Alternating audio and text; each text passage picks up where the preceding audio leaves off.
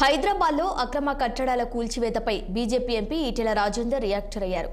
నగరంలో సెలబ్రిటీల ఇల్లీగల్ కట్టడాలను సర్కార్ కూల్చడం సంతోషదాయకరమన్నారు. అయితే సామాన్యులను ఇబ్బంది పెడితే మాత్రం చూస్తూ ఊరుకోమని ఈటెల హెచ్చరించారు. హీరోలాగా ఫోజులు కొట్టే పద్ధతి మంచిది కాదన్న ఆయన చెరువుల చుట్టూ ఉన్న పట్టాభూముల్లో కట్టుకున్న పేదల ఇల్లు కూలుస్తామనటం సరికాదన్నారు. సాహెబ్ నగర్, సరూర్ నగర్, ఫాక్స్ నగర్లో ఇల్లు కట్టుకున్న ప్రజలకు కంటి మీద కొనుకు లేకుండా చేస్తున్నారని మండిపడ్డారు. సామాన్య ప్రజలను భయభ్రాంతులకు గురిచేయడం కరెక్ట్ పద్ధతి కాదన్నారు.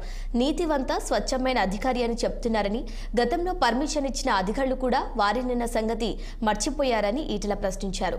కేసీఆర్ అధికారంలోకి వచ్చినప్పుడు కూడా అయ్యప్ప సొసైటీలో భూములను కూల్చే ప్రయత్నం చేసి పోరాటాలతో మళ్లీ తోక ముడిచారని గుర్తు చేశారు. నగరంలో ప్రభుత్వం పూడ్చివేసిన చెరువులు ఎన్నో లెక్క తేల్చాలన్న ఈటెల రాజేందర్ సామాన్య పౌరులను ఎట్టి పరిస్థితుల్లో నష్టపోనివ్వమని హామీ ఇచ్చారు.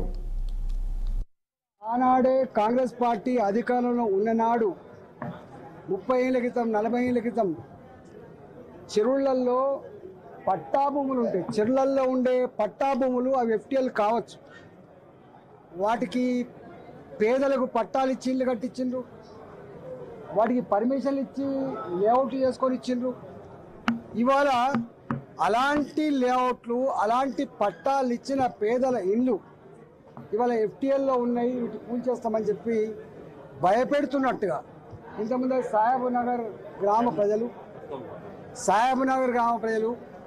సరూర్ నగర్లో 30 ఏళ్ల క్రితం 40 ఏళ్ల క్రితం కట్టుకున్నటువంటి ప్రజలు, ఫాక్స్ నగర్లో బాజాప్తా ప్రభుత్వమే పట్టాలు ఇచ్చి కట్టుకున్నటువంటి ఇళ్ళన్నీ కూడా కూల్చివేస్తామనేటువంటి భయం ఏదైతుందో ఇవాళ ప్రజలందరూ కూడా కంటి మీద కుడుకుని కూడా చేస్తూ ఉన్నారు.